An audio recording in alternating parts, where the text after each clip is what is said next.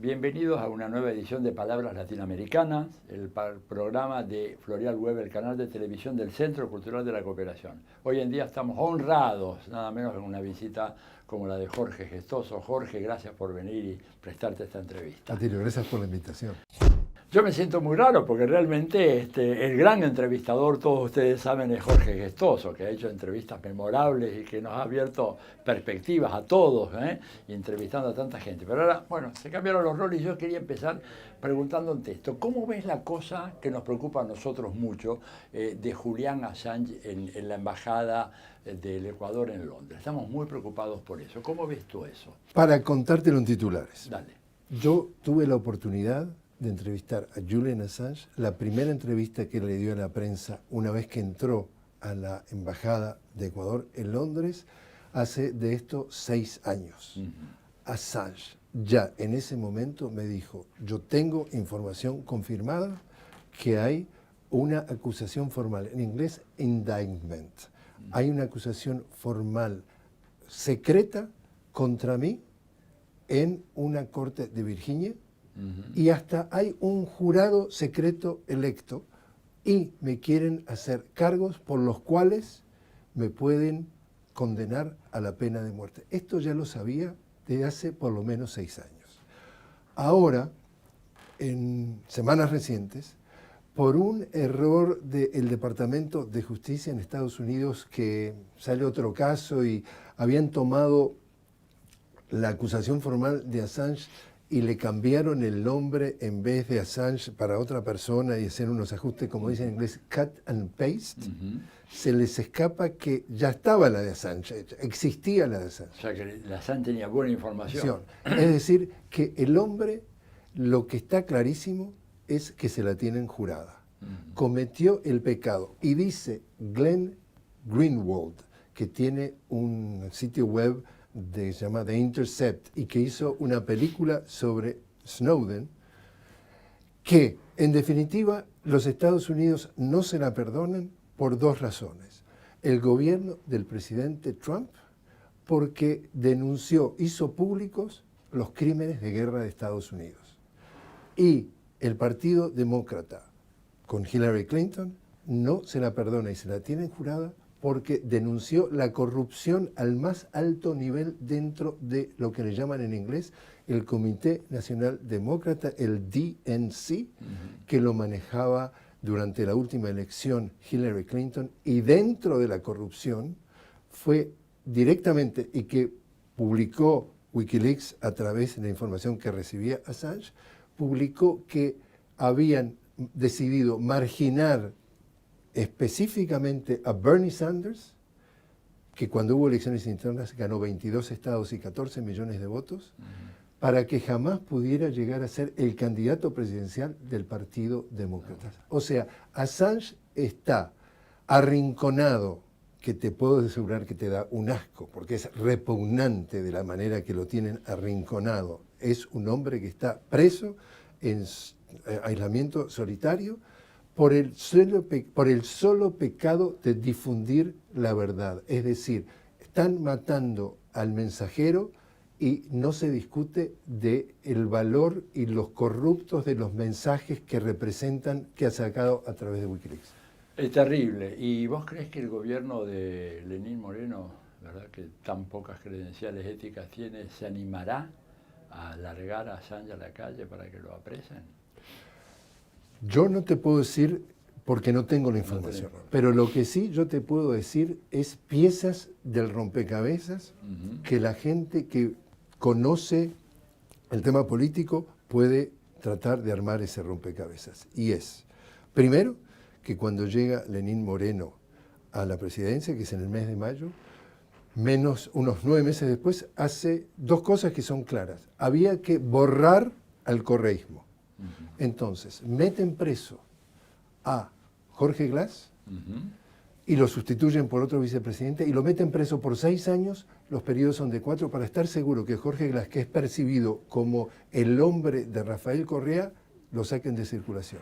Y al mismo tiempo hacen un referéndum en el mes de febrero con 7 preguntas, entre las cuales está que no existe más la postulación a la presidencia, o sea, y retroactiva para sacar a Correa de circulación. Entonces, en 9 meses quisieron borrar el correísmo. En ese aspecto, la lectura es, en la última visita de Mike Pence, vicepresidente de los Estados Unidos, a Quito, que Estados Unidos ahora, que mientras que lo tenían como un enemigo porque Correa no profesaba la misma religión, entre comillas, dice que es un socio estratégico, Ecuador, socio estratégico de Estados Unidos después de 10 años de alianza país y de avances de Correa, del expresidente Correa. Dentro de esa visita de Pence, la lectura es, se negoció la liberación de Assange. La cabeza de Assange, supuestamente, la negociaron por créditos financieros y acuerdos comerciales. Bueno, no, es suficiente para sacar conclusiones de esta información, Jorge. Dime, ¿y Edward Snowden está por lo menos protegido dentro de Rusia? O sí, Edward Snowden está protegido dentro de Rusia y fue precisamente Fidel Narváez, cónsul de Ecuador en la Embajada de Londres, que junto a Assange le pudieron dar un salvoconducto a Edward Snowden para que no lo atraparan los estadounidenses cuando venía en vuelo, porque le sacaron el pasaporte cuando venía en vuelo para que cuando llegara a Moscú, que hacía una escala, lo pudieran atrapar y llevárselo a Estados Unidos, que le esperaba un poco la misma suerte que Assange. Entonces, le hacen un salvoconducto cuando va en el aire, se lo hace Fidel Narváez, firmado por Fidel Narváez, y eso le permitió que durante un mes estuvo en la zona de tránsito del aeropuerto de Moscú hasta que Rusia decide darle entonces asilo. Pero en definitiva, está en términos no absolutos, pero en términos relativos, protegido, y él ha denunciado toda la manipulación de la NSA, el National Security Administration, en donde revelan lo que ya Assange venía revelando, el espionaje sistemático a los supuestos sospechosos y a los no sospechosos también. Como gobiernos amigos.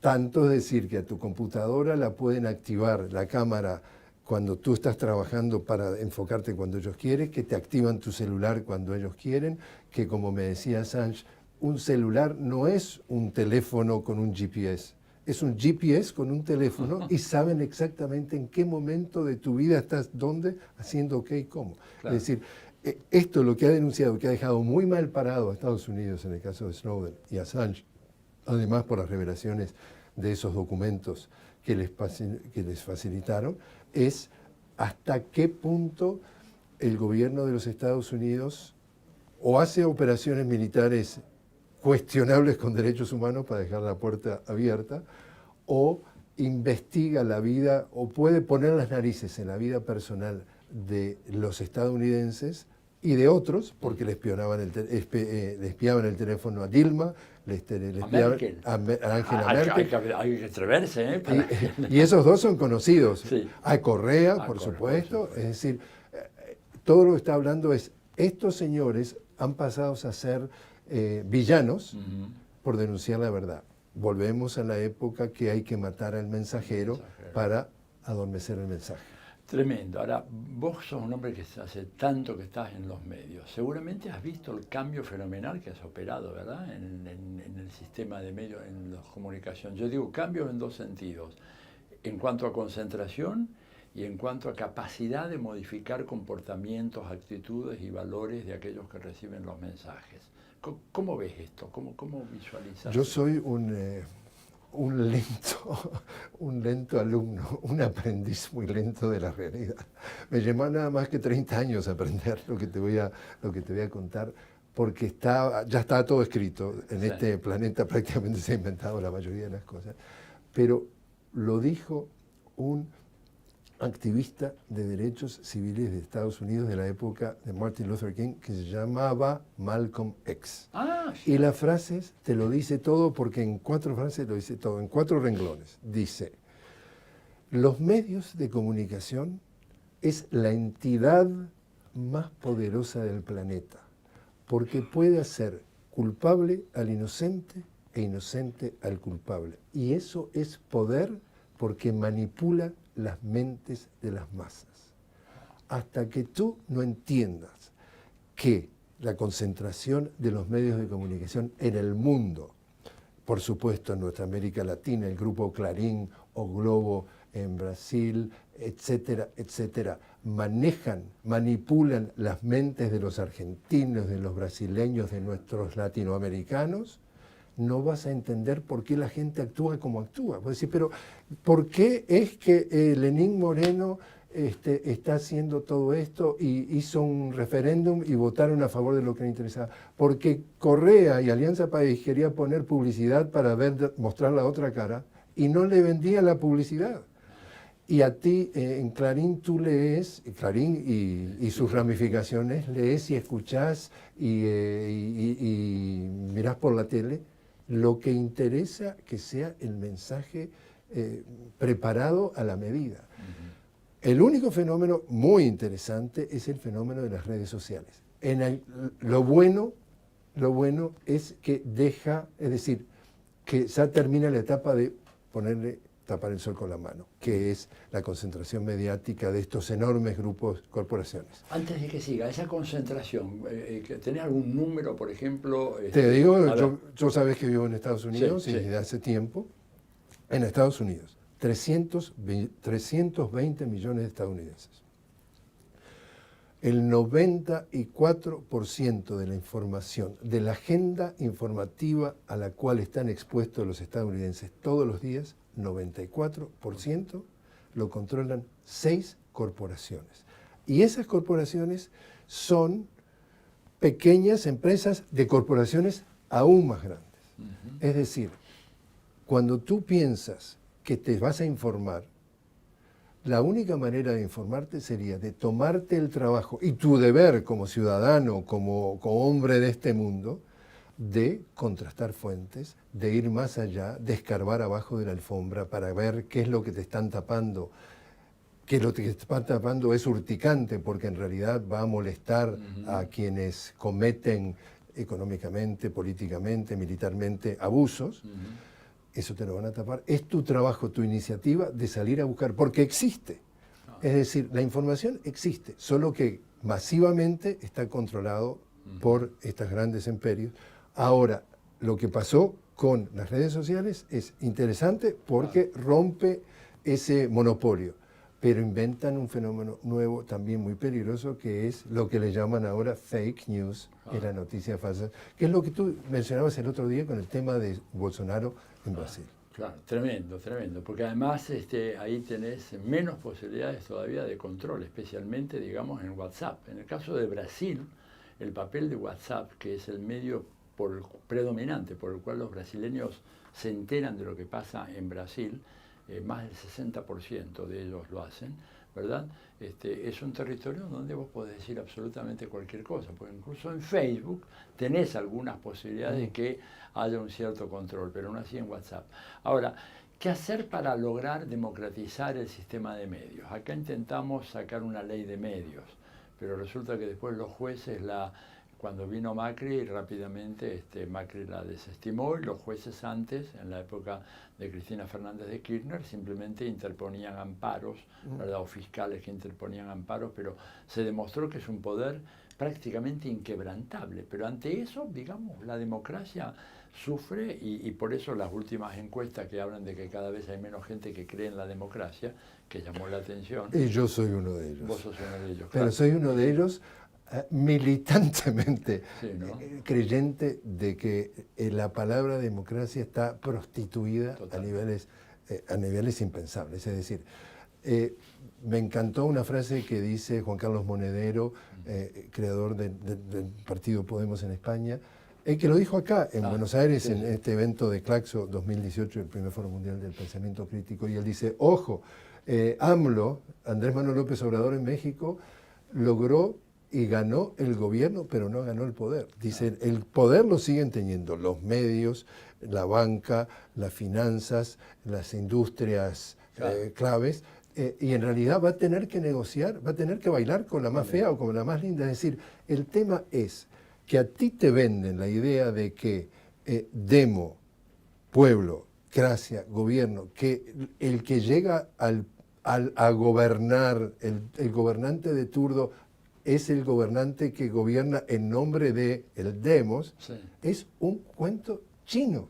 Pero, y malo cuento chino, porque pienso que ha de haber algún cuento chino interesante. Entonces, el tema es, me lo decía Bernie Sanders, dice, Estados Unidos no es una democracia, es una oligarquía en donde el 1% controla al 99%. ¿Te acuerdas del tema del Occupy Wall Street? Sí, entonces, si ya lo vemos que en Estados Unidos, que acá te quieren vender los espejitos de colores, que eso sea la referencia y todo lo que tú quieras tomar, imagínate lo que es los oligopolios y las oligarquías de acá. Entonces, ¿de qué democracia? ¿Cómo vamos a desgastar la palabra democracia si somos los que construimos? ¿Sabes lo que hacemos, Atilio? Somos los electores de los carceleros. Votamos por el carcelero, el que te baja el sueldo, sí. El que te saca la jubilación, el que te deja sin derechos, el que te da palo. A ese lo volvemos a votar con el cuento de que compraste algún cuento porque te lo hicieron súper bien a través de los medios de comunicación. Claro. Pues sabes que a propósito de esto de Sanders, que es una gran verdad, a mí me sorprendió mucho un informe que hizo una ONG de Estados Unidos dedicada a observar la política parlamentaria de Estados Unidos, en donde demostraban que el 52% de todos los congresistas, sean de senadores o representantes, eran millonarios o multimillonarios. ¿De dónde surgía la pregunta inmediata? Bueno, ¿de qué clase de democracia representativa estamos hablando si más de la mitad de los miembros del Congreso son millonarios o multimillonarios, cuando en la sociedad norteamericana el número de millonarios o multimillonarios no llega ni al 1%? Esto es una flagrante violación, es lo que vos decís, ¿verdad? Es un simulacro democrático, pero en realidad ahí estamos hablando de una oligarquía, como decía Sanders, que gobierna haciéndote creer, digamos, que vos elegís, pero no elegís nada. Pero bueno, tendremos alguna ocasión de dar una batalla en serio ya, y además tiene que ser continental, porque nosotros acá en América Latina, vos lo sabés muy bien, ¿verdad? Estamos bombardeados por 3 o 4 grandes cadenas, ¿no es cierto? Y mi último mensaje es, sí. ¿Sabes? Te tenés que salvar a ti mismo.